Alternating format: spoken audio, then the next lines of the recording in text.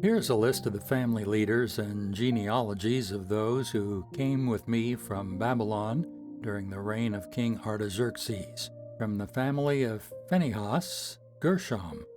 From the family of Ithamar, Daniel. From the family of David, Hattush, a descendant of Shechaniah. From the family of Parosh, Zechariah, and 150 other men were registered.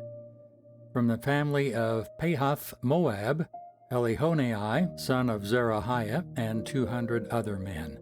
From the family of Zattu, Shechaniah, son of Jahaziel, and 300 other men. From the family of Adon, Ebed, son of Jonathan, and 50 other men. From the family of Elam, Jeshahiah, son of Athaliah, and 70 other men.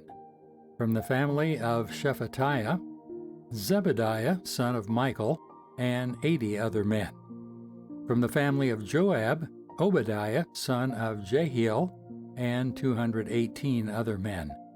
From the family of Bani, Shelomith, son of Josephiah, and 160 other men. From the family of Bebai, Zechariah, son of Bebai, and 28 other men. From the family of Azgad, Johanan, son of Hakatan, and 110 other men. From the family of Adonikam, who came later, Eliphet, Jeuel, Shemaiah, and 60 other men. From the family of Bigvai, Uthai, Zechor, and 70 other men. I assembled the exiles at the Ahava Canal, and we camped there for 3 days while I went over the lists of people and the priests who had arrived. I found that not one Levite had volunteered to come along. So I sent for Eleazar, Ariel, Shehamiah, Elnathan, Jarib, Elnathan, Nathan, Zechariah, and Meshullam, who were leaders of the people. I also sent for Joiarib and Elnathan, who were men of discernment.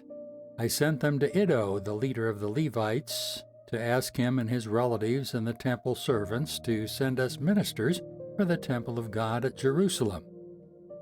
Since the gracious hand of our God was with us, they sent us a man named Sherebiah, along with 18 of his sons and brothers. He was a very astute man, a descendant of Mali, who was a descendant of Levi, son of Israel. They also sent Hashabiah, together with Jeshiah, from the descendants of Merari, and 20 of his sons and brothers, and 220 temple servants.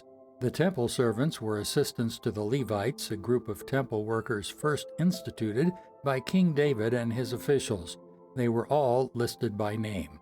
And there by the Ahava Canal I gave orders for all of us to fast and humble ourselves before our God. We prayed that He would give us a safe journey and protect us, our children, and our goods as we traveled. For I was ashamed to ask the king for soldiers and horsemen to accompany us and protect us from enemies along the way. After all, we had told our king, "Our God's hand of protection is on all who worship Him, but His fierce anger rages against those who abandon Him." So we fasted and earnestly prayed that our God would take care of us, and He heard our prayer. I appointed 12 leaders of the priests, Sherebiah, Hashabiah, and 10 other priests, to be in charge of transporting the silver, the gold bowls, and other items that the king, his council, his officials, and all the people of Israel had presented for the temple of God. I weighed the treasure as I gave it to them, and found the totals to be as follows: 24 tons of silver, 7,500 pounds of silver articles, 7,500 pounds of gold, 20 gold bowls equal to the value of 1,000 gold coins, 2 fine articles of polished bronze as precious as gold. And I said to these priests, "You and these treasures have been set apart as holy to the Lord. This silver and gold is a voluntary offering to the Lord, the God of our ancestors. Guard these treasures well until you present them to the leading priests, the Levites, and the leaders of Israel, who will weigh them at the storerooms of the Lord's temple in Jerusalem."